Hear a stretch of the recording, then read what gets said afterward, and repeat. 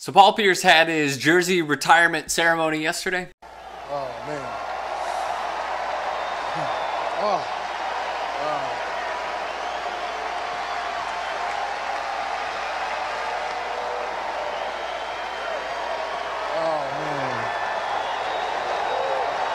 A 2008 NBA champion, the 22nd time that the Boston Celtics have retired a jersey number, and yet it seems like his entire career has been overshadowed because we have learned more about Paul Pierce, the man, once he has hung up his career as a Hall of Fame NBA player with the critiques of the tribute video with Isaiah Thomas, Jalen Rose calling him petty on his own network. I gotta say a word for you, fam.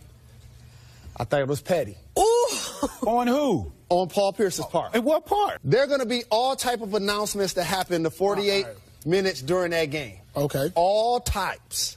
Okay. Including celebrating Isaiah Thomas could be one of them. And getting a lot of shade thrown his way, even throughout the entire process of the game, as Pierce, along with Rajon Rondo, Doc Rivers, Kevin Garnett, Antoine Walker, my guy, a few others, just patiently waiting for this game to happen and becoming a meme as well.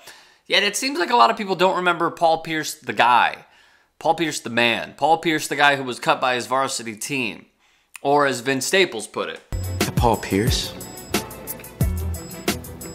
Paul Pierce got stabbed in the club, man. Let's not make fun of Paul Pierce. Shout out Paul Pierce, man. He Inglewood legend. He's going to the Hall of Fame. He was continually passed on in the draft.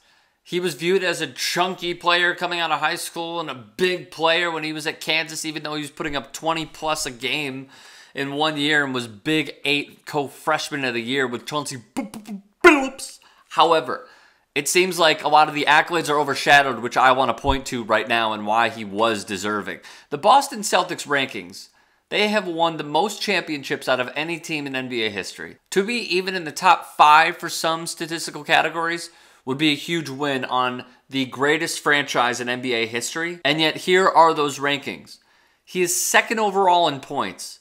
He is number 1 in steals. He is number 1 in three-point field goals. He is number 1 in free throws. He is number 2 in value over replacement player. He is 3rd in games played. He is 3rd in minutes played. He's 3rd in usage percentage. He's 3rd in field goals. He's 5th in assists. He's 5th in player efficiency rating. He is a 10-time All-Star. And yet all of it's overshadowed because we want to go back to the pettiness of the Isaiah Thomas, Paul Pierce fiasco. Yes, Paul Pierce was probably wrong in that one instance, but we should not judge a man on his entire playing career. And maybe this goes out for the younger generation that didn't have the luxury of watching Paul Pierce play and the gift that he brought. I mean, dude, in the 2000-2001 season, when they went to the Eastern Conference Finals, him and Antoine Walker did their thing. They had nobody else. It was Paul Pierce and Antoine Walker and Walter McCarty. And that's when they beat Allen Iverson, who was putting up about 32, 31 points per game, and a Detroit Pistons Ben Wallace team. Got to the Eastern Conference Finals with that team. Yes, he needed Kevin Garnett. Yes, he needed Ray Allen. He needed Rajon Rondo. What player doesn't? Those are the ones that are above Paul Pierce, that can go to the finals by themselves. Like a LeBron James, who had Sasha Pavlovich and Eric Snow and Boobie Gibson as his best players. Paul Pierce career rankings. These are also huge wins. Top 5 in three-pointers made. 15th overall in total points. 22nd all-time in steals. He was quoted at one point as saying, "I'm the classic case of a great player on a bad team and it stinks." He is a damn good player.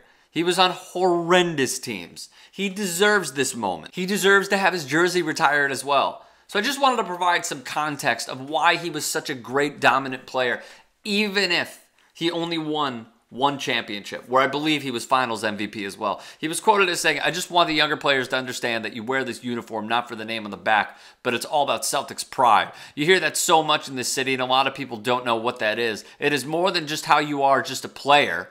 It's how you carry yourself. It's the things you do off the court.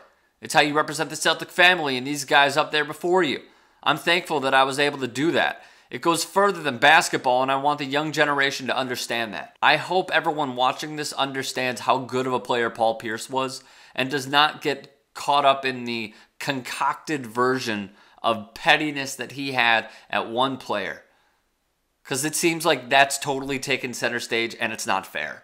And it's not fair to Paul Pierce, even if he's wrong. We should not judge him off of that one thing. We should appreciate the gift that he gave us, and Boston obviously does. I hope the NBA community does as well, because what he was awesome when he played.